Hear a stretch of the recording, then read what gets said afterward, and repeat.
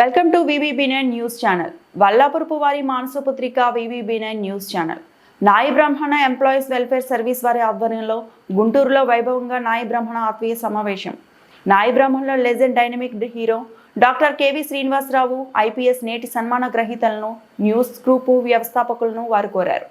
ఇటీవల గుంటూరు జిల్లా పరిషత్ సమావేశ మందిరంలో నాయి బ్రాహ్మణుల ఎంప్లాయీస్ వెల్ఫేర్ సర్వీస్ ఆధ్వర్యంలో ఏర్పాటు చేసిన సన్మాన సభలో మాట్లాడుతూ ప్రథమంగా లక్ష్య సాధన ఎంచుకోవాలని, ఆ లక్ష్యానికి అనుగుణంగా ఉన్నత అడుగులు ముందుకేస్తూ శ్రమించే తత్వం మనలో ఉంటే ఉన్నత స్థాయి మనకు వస్తుందని, దానికి నేనే ఉదాహరణ అని ఆయన అన్నారు.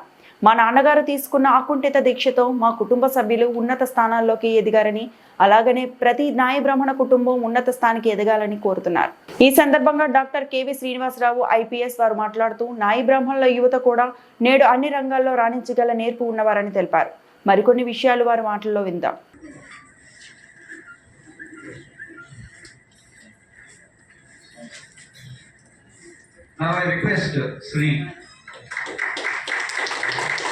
శివప్రసాద్ గారు, PV శివప్రసాద్ గారు, అసిస్టెంట్ కమిషనర్.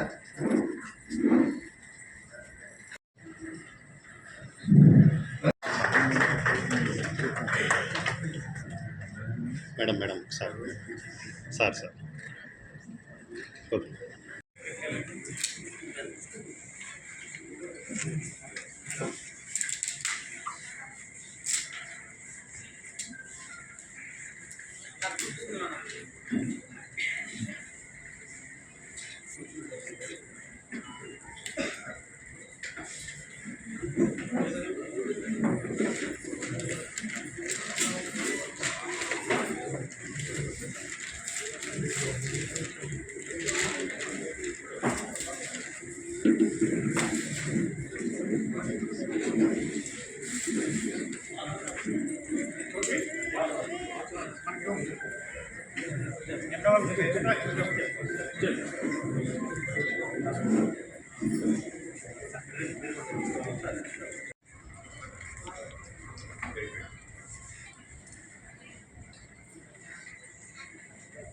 వాళ్ళందరూ కూడా బేసిక్ గ్రౌండ్ అంతా వ్యవసాయం కానీ, వృత్తి కానీ, చిన్న వ్యాపారం కానీ, కాలక్రమేణా మనలో కూడా ఎడ్యుకేషన్ పెరిగి పిల్లలు చదివించుకోవాలని తపన కలిగి ఒకప్పుడు మా నాన్నగారు చేసిన ప్రయత్నము ఈనాటి ఫలించింది.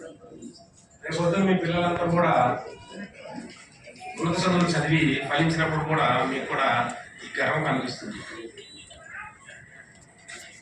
మా నాన్నగారి గురించి ఒక మాట చెప్పాలి. కొన్నపాటి ఏడుకొండ గారు, ఆయన రొప్పిచర్ల మండలం గోగులపాడు గ్రామంలో కూర్చుంటారు. ఆ టైంలోనే ఆయన MA BEd చేయడం జరిగింది. ఆ టైంలో ఆ ఏరియాలో, మన గుంటూరు తాలూకా ఏరియాలో MA BEd చేసిన వ్యక్తుల్లో ఒకడో ఇద్దరు, లేదా ఆయన ఒకరే. అది ఎలా జరిగిందంటే, ఆ గ్రామంలో ఉంటుంటే ఆయన చదువుకునేవాడు కాదు. ఆ గ్రామం చాలా రిమోట్గా ఉంటుంది, దానికి బస్ సౌకర్యం కూడా మనకు రాట్లేదు. అక్కడ ఉన్నట్టయితే వృత్తో లేదా వ్యవసాయమో, అప్పటికి ఆయనకి 2 ఎకరాలు 3 ఎకరాలు పొలం ఉండేది. మా తాతగారికి జోడు ఎట్లు ఉండేవి. అది ఇది చేసుకుంటూ కాలం గడిపేసి ఉండేవాడు. ఇప్పుడు నేను ఈ పొజిషన్కి వచ్చానంటే దానికి కారణం విద్యే. అవునా కదా విద్యే. మరి ఆనాడు అక్షరం మొక్క నేర్చుకొని ఆయన, మా తాత ఎందుకో ముందు జాగ్రత్త చర్యగా తీసుకొచ్చి గుంటూరులో రాడిపేటలో ఒక హాస్టల్లో పడేసాడు. హాస్టల్ ఇప్పుడు 6 నెలలకు ఒకసారి వెళ్ళి చూసి రావడం, ఏదైనా ఉంటే అప్పుడు పావులా బేడ ఉంటే తీసుకెళ్ళి ఇవ్వడం. ఆ విధంగా గుంటూరులో ఉండబట్టే ఆయన చదువుకోగలిగాడు. ఆగస్టు 15కి జెండా వందనంకి వెళ్ళి ఆ స్కాలర్షిప్ ఇచ్చి వచ్చేది కూడా నిద్రపోయేవాడు కాదు. దీన్ని బట్టి ఎందుకంటే ఆయన చెబుతున్నారంటే, చదువు అనే ఆయుధంతోనే మనం ఈ సమాజంలో పోరాటం చేయగలుగుతాం. చదువు అనే ఆయుధంతోనే మనం అందరూ ఆఫీసర్స్, రామారావు గారు కానీ, మోహన్ రావు గారు కానీ, నేను కానీ, సుభావతి గారు కానీ, ఇక్కడ ఉన్న ఆఫీసర్స్ అందరూ చదువు అనే ఒక ఆయుధం, ఒక పడవతోనే మనం ఈ స్టేజ్కి రాగలిగాం. మిగతా ఉన్నాయి, మిగతా కళల్లో ప్రావీణ్యం సంపాదించవచ్చు, కవితల్లో కానీ, లేకపోతే మిగతా వాయిద్య కళాకారుల్లో కానీ. సో ఒక గౌరవము, ఒక అధికారంతో కూడా గౌరవం రావాలంటే మనము చదవాలని చాలా ఇంపార్టెంట్. ఈ ఐపీఎస్ సాధించడం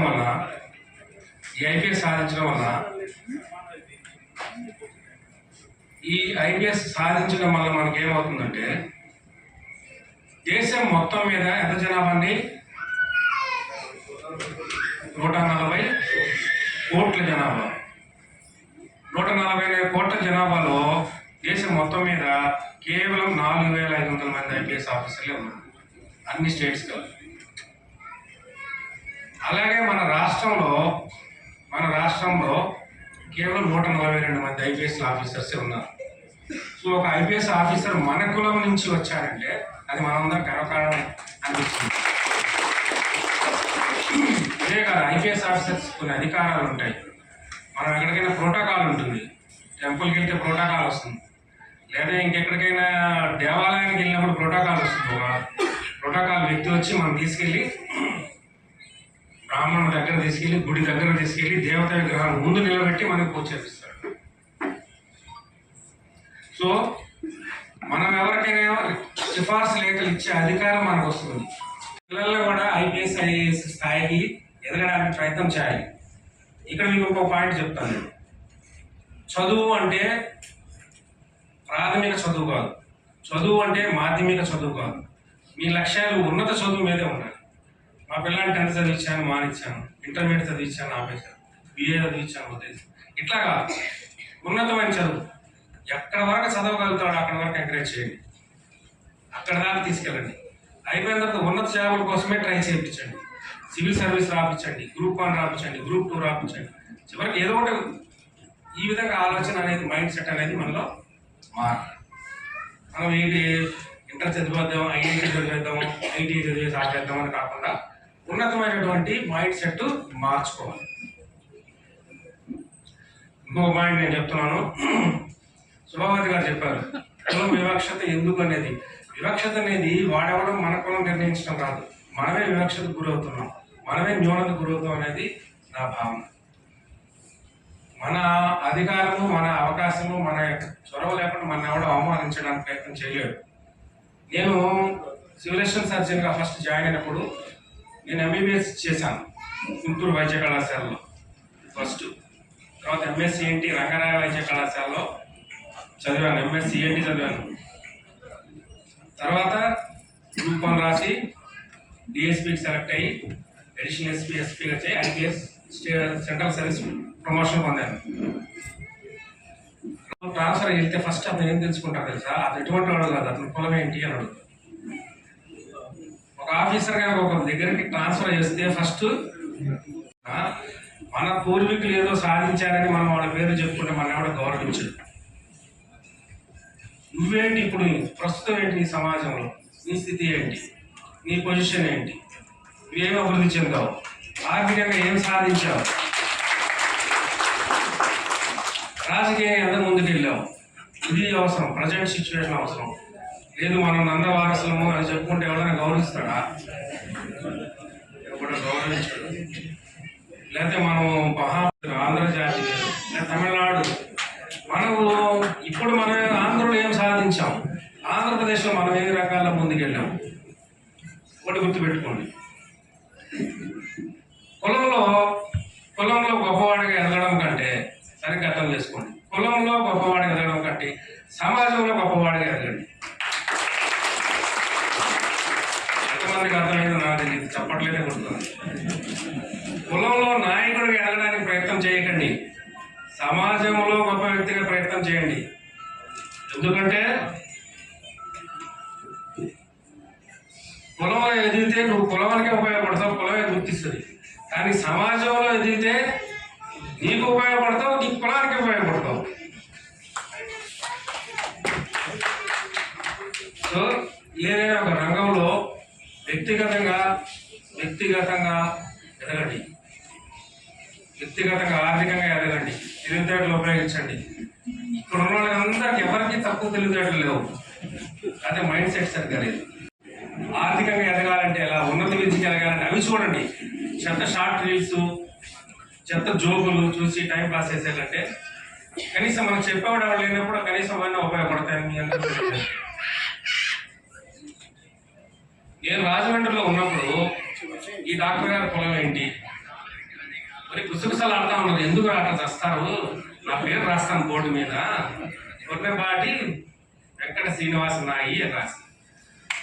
మీరెవరు గుసగుసలు ఆడుకోవాల్సిన లేదు. ఈయన పొలం ఏదో తెలుసుకోవాలలేదు, నన్ను డైరెక్ట్గా అడగలేదు సార్ మీ పొలమే అంటే. అక్కడ ఉన్న మిగతా డాక్టర్లు నాయి అంటే ఏంటి ఏంటిది, ఇది కొత్త పొలమా, ఇదేంటిది కొత్త పొలమా, మేము ఎప్పుడు వినలేదే అంటే ఎవరు వీళ్ళు, ఇప్పటికీ మీకు తెలీదు. ఇది 2025 సంవత్సరం సెప్టెంబర్ నెల. నాయి బ్రాహ్మణ్స్ అంటే మిగతా కూడా చాలా మంది తెలియదు. మంగళంటే తెలుస్తుంది వాళ్ళకి. ఆహా సరే మనం పెట్టుకున్నాం తప్పలేదు, దీన్ని నేను తప్పని అనను. నాయి బ్రాహ్మణంగా ఒకటే, మంగళంగా ఒకటే. సో నాయి బ్రాహ్మణ్ అంటే ఎవరు సార్? ఏ జీవోలు ఇచ్చినా ఎవరు సపోర్ట్ చేసినా మనలోంచి మనకు ఆ న్యూనత భావం పోకపోతే తప్పనిచ్చి మనం ఎవరు ముందుకు పోలేము. రాజయ్య అవుతాడు, సీనుగాడు సీనయ్య అవుతాడు, రాజగాడు రాజబాబు అవుతాడు. ఆర్థికంగా డెవలప్ అయినప్పుడు లేదా ఆఫీసర్ అయినప్పుడే అవుతారు అని ఏదో పాట ఉన్నది, దాసనారాయణ గారు మహానుభావుడు రాశాడు. సో ఎనీహౌ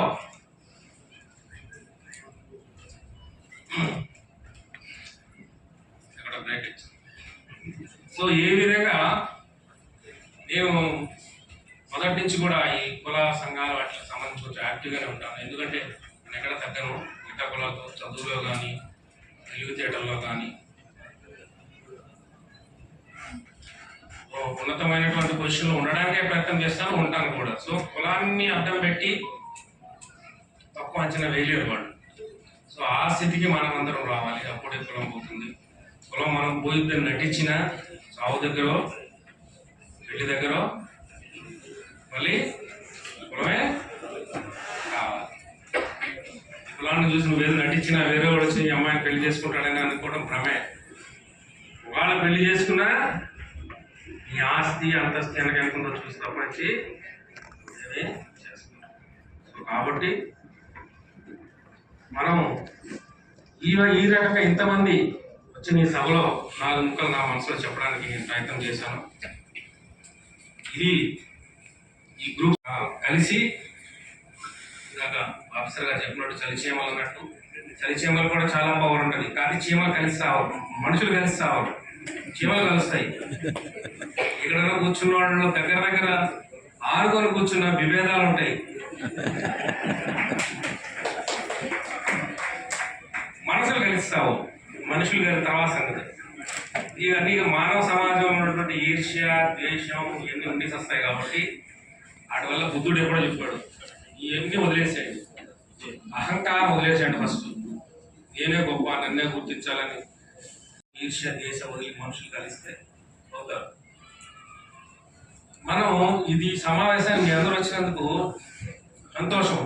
ఈ సత్కార సభకు వచ్చారు మీరందరూ. నేను చెప్పేది ఏంటంటే,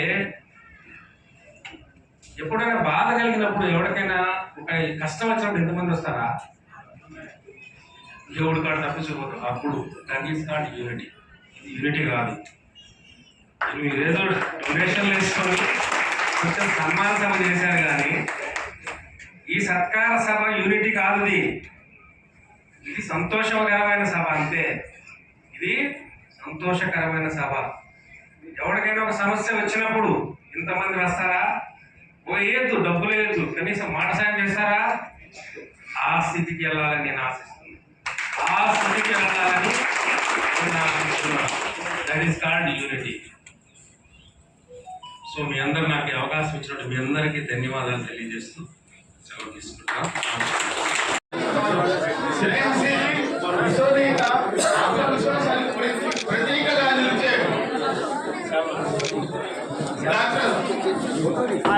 శ్రీనివాసరావు గారు ఐపీఎస్ ఎంపీఎస్ సందర్భంగా అభినందన పూర్వక సమర్పిస్తున్న అభినందన అత్యుత్తమూర్తిగా భావించే వైద్యునిగా జీవన ప్రయాణం ప్రారంభించి ఆ తర్వాత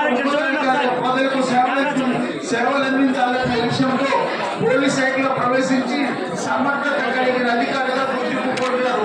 నేడు ఇండియన్ పోలీస్ సర్వీస్ లో ప్రవేశించి ఐపీఎస్ అధికారిగా మీకు హృదయపూర్వక అభినందనలు. మీ తరుణం మీ గ్రామానికి గర్వకారణం. సుగంధాలకు నిలయమైన గుంటూరు జిల్లా వెనుకెళ్ల గ్రామంలో ఉన్నత పాఠశాల ప్రధానాలు ఆదర్శ 5వ తేదీన జన్మించారు. మీతో పాటు మీ సోదరులతో పాటు మీ సోదరు కూడా ఉన్నత అధికారులుగా ఎంపికై మీ గ్రామానికి గర్వకారణంగా సుగంధాలను వెదజల్లుతున్నారు. విద్యా సౌరభాలు ఒక ప్రధాన ఉపాధ్యాయుని కుటుంబంలో జన్మించే మీరు ఉన్నత విద్యావంతులుగా విరాజిల్లారు. వెనుగెలలోని పాఠశాలలో ప్రాథమిక హై స్కూల్ విద్య పూర్తి చేసుకున్న తర్వాత గుంటూరు హిందూ కాలేజీలో ఇంటర్మీడియట్ ఉత్తీర్ణులయ్యారు. ఆ తర్వాత ఎంసెట్ పరీక్షల్లో సాధించి గుంటూరు మెడికల్ కాలేజీలో